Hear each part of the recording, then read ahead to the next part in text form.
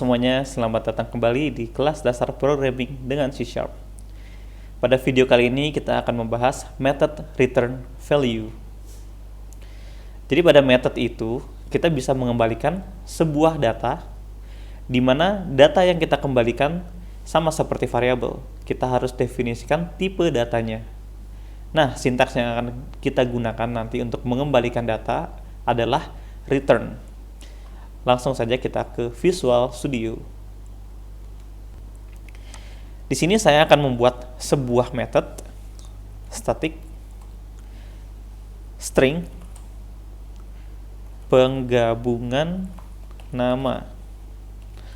Lalu di sini akan menerima parameter string nama depan, lalu string nama belakang. Nah, notice ya kalau misalkan sebelum-sebelumnya kita hanya membuat void function, terus void method. Sekarang kita membuat method yang bertipe data string. Di sini terjadi error nih. Karena pada saat kita menulis tipe data di sini, itu artinya kita sedang membuat sebuah janji di mana method ini akan mengembalikan data yang tipe datanya string. Jadi kalau misalkan kita tulis string di sini, kita berjanji mengembalikan data yang bertipe data string. Kalau misalkan kita menulis tipe data integer, artinya kita harus mengembalikan data yang bertipe data integer. Apa sih yang dimaksudkan mengembalikan data? Kita coba ya. Di sini kita akan membuat sebuah string baru yang bernama nama lengkap. Nama lengkap akan diisi oleh nama depan ditambah nama belakang. Nah, cara kita mengembalikan data adalah dengan return. Return, kita akan mereturn nama lengkapnya ya. Oke, jadi ini cara membuat metodenya. Kita akan memanggil metode yang sudah kita buat di static void main. Kita membuat string nama depan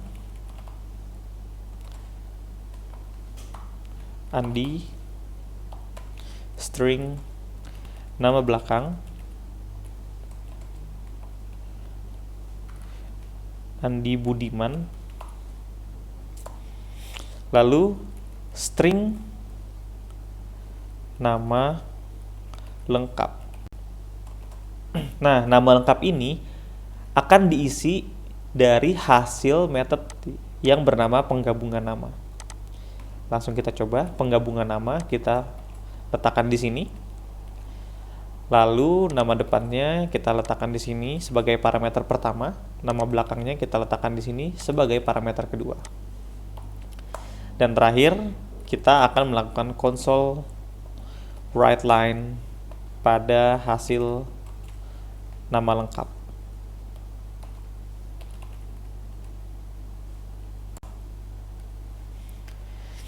Oke, saya akan melakukan debugging agar lebih terlihat sebetulnya bagaimana sih baris-baris kode ini dibaca secara urutannya ya. Saya lakukan debug. Oke, sekarang baris pertama baru akan dibaca oleh komputer kita. Kita bisa hover mouse kita untuk melihat isi dari variabel yang kita buat. Bisa kita lihat sekarang nama depan masih 0, belum diisi sama sekali. Nama belakang juga masih 0. Nama lengkap juga masih 0. Oke, kita akan jalankan baris pertama dengan klik step into. Nah, sekarang nama depan sudah ada isinya nih. Namanya Andi. Jadi isinya Andi ya. Sekarang nama belakang belum terisi.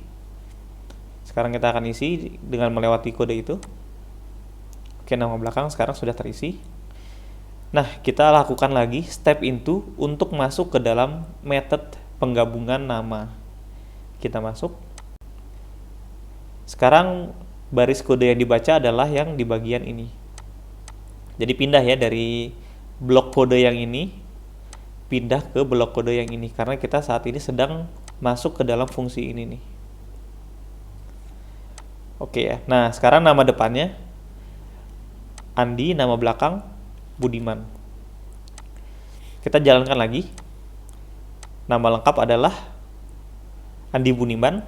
Nah, pada saat return, kita melakukan return Andi Budiman. Andi Budiman ini akan dimasukkan ke dalam sama dengan ini.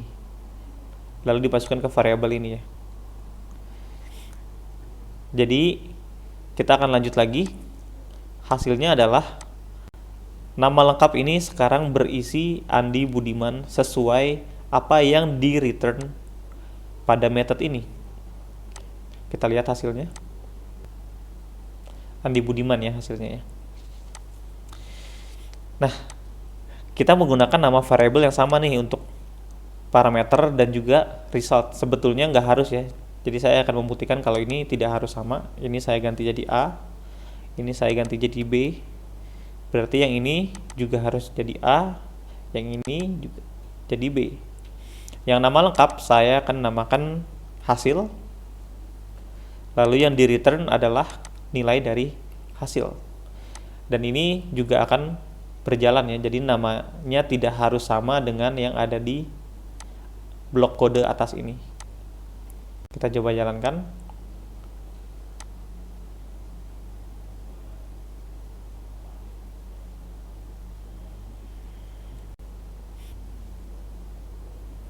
Hasilnya sama ya, Andi Budiman juga. Jadi nama yang tadi kita buat itu tidak berpengaruh sama sekali.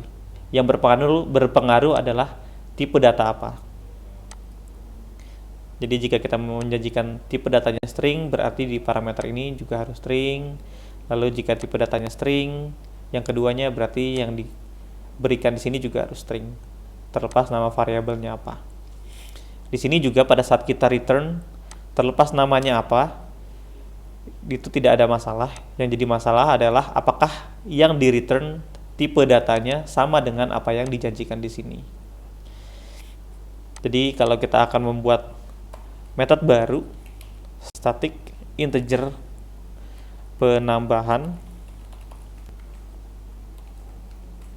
lalu kita bikin di sini integer A, integer B, itu artinya kita harus melakukan return yang tipe datanya juga integer, karena kita menulis integer di sini. Return A tambah B. Nah, ini juga bisa langsung ya, jadi nggak harus membuat variabel baru seperti di sini, tapi kita bisa langsung return A plus B, di mana A plus B pasti hasilnya adalah integer juga ya tipe datanya.